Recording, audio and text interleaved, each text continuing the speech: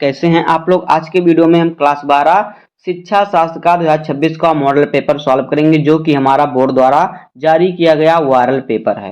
तो आज का जो हमारा वीडियो है मोस्ट इंपॉर्टेंट है, क्योंकि आज के वीडियो में हम वायरल पेपर को सॉल्व करने वाले हैं। आज के वीडियो हमारा इस पेपर का सोल्यूशन का वीडियो है। तो पेपर कोड हमारा है 400 इंटू KL और समय हमारा होता है 3 घंटे 15 मिनट का और पूर्णांक हमारा होता है इसमें 100 नंबर का। तो आज के वीडियो के लिए मोस्ट इंपॉर्टेंट है, वीडियो में लास्ट तक बने रहिएगा। अगर आप वीडियो पर नए तो वीडियो को लाइक कर दीजिए, चैनल पर नए सब्सक्राइब कर दीजिए, बेल आइकन को प्रेस कर दीजिए, क्योंकि बोर्ड एग्जाम के हर इंपॉर्टेंट टॉपिक का वीडियो आपको इससे पहले मिलता रहेगा। तो देखिए, आपको पेपर की तैयारी करने का सही तरीका आपको क्या बताना है, क्या होता है। देखिए, आपको क्या करना है, आपका जितना दिन बचा है पेपर में, उस पूरे दिन में आप कम से कम देखिए, आपको हर सप्ताह में एक मॉडल पेपर सॉल्व करना होगा हर विषय का। अगर आप ऐसा करेंगे तो परीक्षा आने तक आप जितने भी क्वेश्चन आपके बोर्ड एग्जाम में आएंगे सभी को आप एक बार सॉल्व कर चुके होंगे। तो एक बार सॉल्व कर चुके होंगे तो बोर्ड एग्जाम में वही प्रश्न आएगा, तो आपको कोई दिक्कत नहीं होगी, वो आसानी से सॉल्व कर लेंगे। तो आइए वीडियो को स्टार्ट करते हैं। अगर आप वीडियो पर हैं तो वीडियो को लाइक कर दीजिए और चैनल पर हैं तो सब्सक्राइब कर दीजिए, बेल आइकन को प्रेस कर दीजिए। देखिए हमें दिया है, पहले नोट में हमें दिया है निर्देश। सॉरी, नोट में हमें क्या दिया हुआ है कि प्रारंभ के 15 मिनट परीक्षार्थियों को प्रश्न पत्र पढ़ने के लिए निर्धारित हैं। यानी जो शुरुआत का 15 मिनट है उसमें आपको प्रश्न पत्र पढ़ना होता है। उसके बाद देखिए हमें निर्देश दिया है कि सभी प्रश्न अनिवार्य हैं। दूसरा निर्देश है प्रश्न संख्या 1 से 1 क्या है, बहुविकल्पीय प्रकार का प्रश्न है, और प्रश्न संख्या 2 से 6 तक निश्चित उत्तरीय प्रश्न है, और प्रश्न संख्या 7 से 12 अतिलघु उत्तरीय प्रश्न है, जिनमें से प्रत्येक का उत्तर लगभग 25 शब्दों में, और प्रश्न संख्या 13 से 18 लघु उत्तरीय प्रश्न है, जिनमें से प्रत्येक का उत्तर लगभग 50 शब्दों में, तथा प्रश्न संख्या 19 से 21 दीर्घ उत्तरीय प्रश्न है, जिनमें से प्रत्येक का उत्तर लगभग 250 शब्दों के अंतर्गत लिखना है। तीसरा है सभी प्रश्नों के निर्धारित अंक उनके सम्मुख अंकित हैं।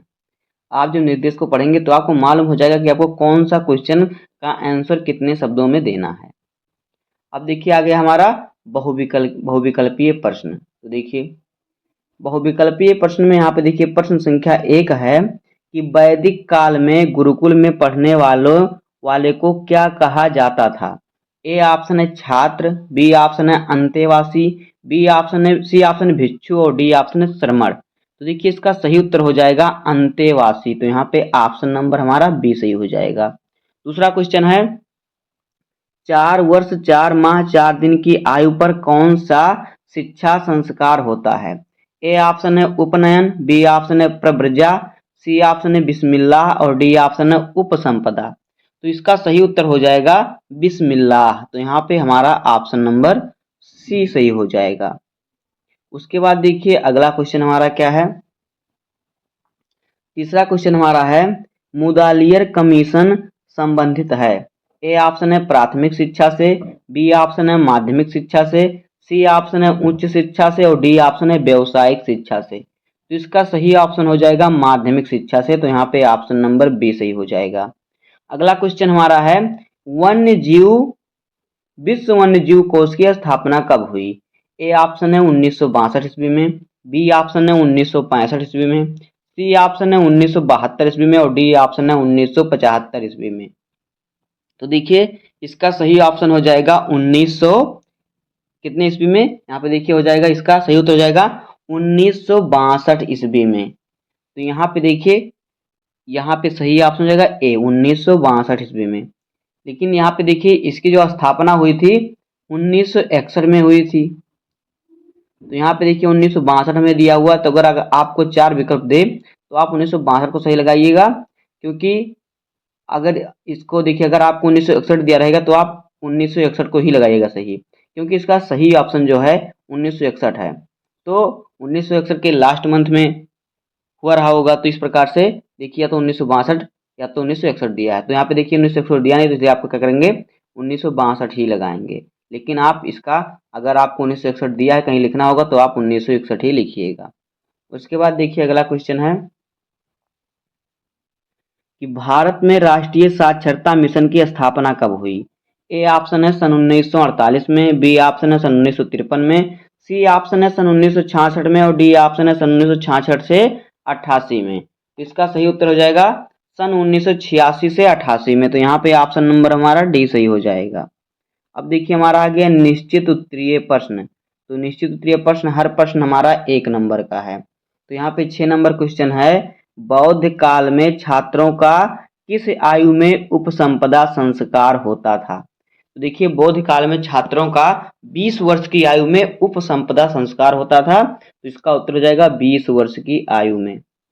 उसका देखिए 7वां क्वेश्चन है, स्वदेशी आंदोलन के अंतर्गत मुख्य रूप से कौन कौन से कॉलेज स्थापित किए गए थे? तो देखिए स्वदेशी आंदोलन के अंतर्गत स्थापित किए गए मुख्य कॉलेज थे Dayanand Vedic college, Lahore central Hindu college, Banaras Fergusson college, Poona.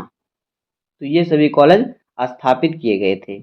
आगे देखिए अगला क्वेश्चन है कि टैगोर को नोबेल पुरस्कार उनकी किस पुस्तक पर प्रदान किया गया? तो देखिए रविन्द्रनाथ टैगोर को उनकी गीतांजलि नामक पुस्तक पर नोबेल पुरस्कार प्रदान किया गया। ये सभी क्वेश्चन हमारे 1-1 नंबर के हैं। आगे देखिए क्या है, अगला क्वेश्चन है कि मुख्य प्राकृतिक आपदाएं कौन कौन सी हैं? तो देखिए भूकंप, बाढ़, सूखा, भूस्खलन, ज्वालामुखी का फटना, तूफान, समुद्री तूफान, ओलावृष्टि, बादल फटना, सुनामी या समुद्री लहरें आदि जो है प्राकृतिक आपदाएं हैं। अगला क्वेश्चन है, स्त्री शिक्षा का प्रबल समर्थन करने वाले किन्हीं 2 समाज सुधारकों के नाम लिखिए। तो देखिए स्त्री शिक्षा के प्रबल समर्थक थे राजा राम मोहन राय और दूसरे स्वामी दयानंद। ये 2 समाज सुधारक थे स्त्री शिक्षा के प्रबल समर्थक। अब देखिए हमारा आ गया लघु उत्तरीय प्रश्न। तो लघु उत्तरीय प्रश्न, हर प्रश्न हमारा यहाँ पे है 4 नंबर का। तो देखिए यहाँ पे प्रश्न संख्या 11 है, सामाजिक शिक्षा की उपयोगिता का विवेचना कीजिए। तो देखिए विवेचन कीजिए। तो देखिए सामाजिक शिक्षा की बहुपक्षीय उपयोगिता है। इससे प्रौढ़ स्त्री पुरुष में साक्षरता का प्रसार होता है। यह अर्ध तथा अल्प शिक्षित प्रौढ़ों को समुचित स्तर तक शिक्षित करने में सहायक है।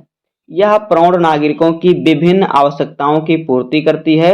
इससे शिक्षा के लक्ष्यों की भी पूर्ति होती है। इतना आपको इस क्वेश्चन का आंसर लिखना है। यहाँ से आपको मिलेंगे 4 नंबर। उसके बाद देखिए अगला क्वेश्चन है 12 नंबर क्वेश्चन हमारा है कि मानसिक स्वास्थ्य विज्ञान के मुख्य उद्देश्य क्या हैं? तो उत्तर देखिए मानसिक स्वास्थ्य विज्ञान के मुख्य उद्देश्य इस प्रकार हैं। नंबर 1, क्रो एवं क्रो के अनुसार मानसिक अव्यवस्था एवं अस्वस्थता को नियंत्रित करना था मानसिक रोगों को दूर करने के उपायों की खोज करना। दूसरा है मानसिक स्वास्थ्य विज्ञान का उद्देश्य ऐसे साधनों को एकत्र करना है जिससे साधारण मानसिक रोगों को नियंत्रित किया जा सके। तो ये 2 मुख्य उद्देश्य हैं। इतना आप लिखेंगे तो यहाँ से आपको मिलेगा 4 नंबर। उसके बाद देखिए अगला क्वेश्चन हमारा क्या है, अगला क्वेश्चन है समावर्तन संस्कार से आप क्या समझते हैं? यानी कि समावर्तन संस्कार से आप क्या समझते हैं? तो देखिए गुरुकुल शिक्षा प्रणाली में शिष्य की समान शिक्षा पूर्ण होने पर या संपन्न होने वाले संस्कार को समावर्तन संस्कार कहते थे।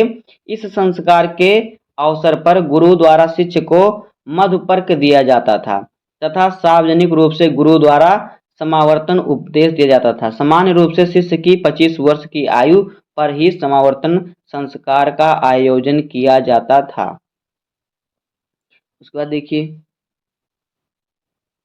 आगे है, अगला क्वेश्चन है कि मध्यकालीन भारतीय शिक्षा के मुख्य 2 दोष बताइए।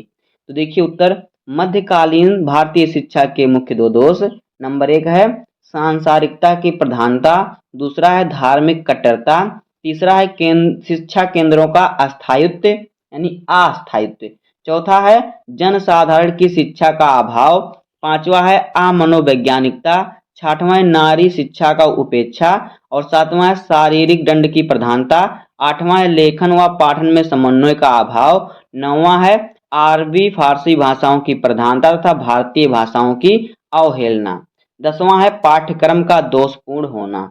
इतना आप लिखेंगे इस क्वेश्चन का आंसर तो यहाँ से आपको मिलेगा 4 नंबर। आगे देखिए अगला क्वेश्चन है पंडित मदन मोहन मालवीय के अनुसार शिक्षा के माध्यम का उल्लेख कीजिए। तो देखिए उत्तर पंडित मदन मोहन मालवीय हिंदी हिंदू और हिंदुस्तान के नारे के प्रबल समर्थक थे। यही कारण था कि उन्होंने पाश्चात्य सभ्यता में पलकर भी मातृभाषा के माध्यम से शिक्षा देने पर बल दिया। उनका मत था कि देशवासियों को एकता के सूत्र में बांधने के लिए सामान्य भाषा होनी चाहिए। यह भाषा केवल हिंदी ही हो सकती है, यानी हिंदी पूरे भारत में बोली जानी चाहिए। पूरे भारत के जितने प्रदेश है सबकी भाषा हिंदी होनी चाहिए। आगे देखिए अगला क्वेश्चन क्या है। अगला क्वेश्चन हमारा है कि पर्यावरण शिक्षा की विषय वस्तु क्या होनी चाहिए। तो देखिए उत्तर, पर्यावरण शिक्षा की विषय वस्तु या अध्ययन का पाठ्यक्रम इस प्रकार होना चाहिए।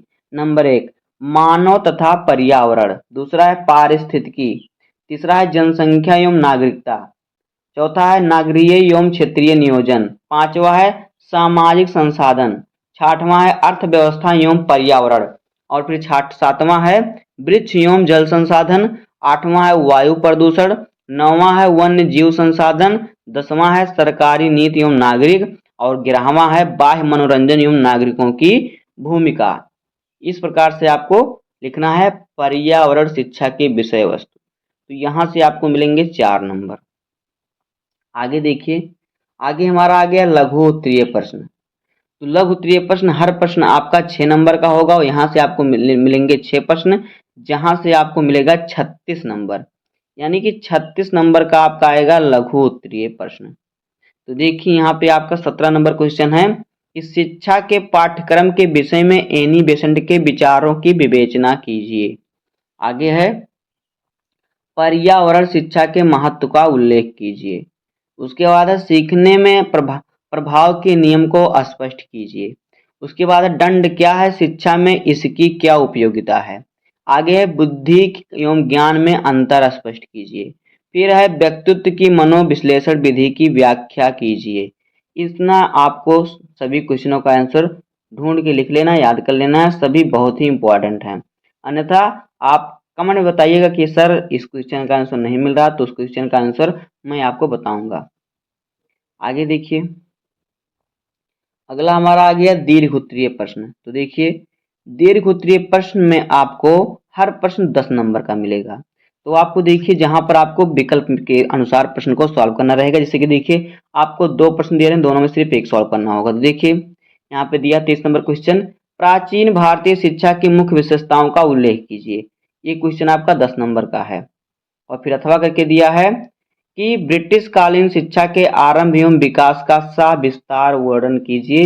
तो दोनों क्वेश्चनों में से सिर्फ एक क्वेश्चन को सॉल्व करना होगा। यहाँ से आपको मिलेंगे 10 नंबर, लेकिन बोर्ड एग्जाम की तैयारी के लिए आपको दोनों क्वेश्चनों का आंसर याद होना चाहिए। उसके बाद देखिए 24 नंबर क्वेश्चन हमारा है कि पर्यावरणीय प्रदूषण से आप क्या समझते हैं, इसके कारणों की व्याख्या कीजिए। अथवा करके दिया कि आपदा का क्या अर्थ है, आपदाओं के विभिन्न प्रकारों का वर्णन कीजिए। तो इन दोनों क्वेश्चनों में से भी आपको सिर्फ एक क्वेश्चन सॉल्व करना होगा। यहाँ से भी आपको मिलेगा 10 नंबर, लेकिन आपको तैयार दोनों क्वेश्चन को करना है। उसके बाद देखिए 25 नंबर क्वेश्चन है कि थार्नडाइक के सीखने के मुख्य नियमों का वर्णन कीजिए। ये भी क्वेश्चन 10 नंबर का है। अथवा रुचि से आप क्या समझते हैं, सीखने की रुचि के महत्व की विवेचना कीजिए। तो यहाँ पर भी दोनों क्वेश्चनों में से सिर्फ एक क्वेश्चन सॉल्व करना होगा। यहाँ से आपको मिलेगा 10 नंबर, लेकिन बोर्ड एग्जाम की तैयारी करने के लिए आपको दोनों क्वेश्चनों का आंसर आना चाहिए। तो दोस्तों इसी प्रकार से आपको 2026 का पेपर सॉल्व करना होगा। इसी प्रकार से आपका पेपर आएगा। तो उम्मीद करता हूँ आपको वीडियो पसंद आया होगा। अगर आपको वीडियो पसंद आया हो तो वीडियो को लाइक कर दीजिए, चैनल पर नए सब्सक्राइब कर दीजिए, बेल आइकन को प्रेस कर दीजिए। देखिए अगर आपको वीडियो पसंद आया हो तो एक प्यारा सा कमेंट कीजिएगा, अगर नहीं पसंद आया हो तो भी कमेंट कीजिएगा। उसको और कोई गलती होगी उसको सुधार किया जाएगा। तो मिलते हैं किसी नेक्स्ट वीडियो में, तब तक के लिए धन्यवाद, जय हिंद।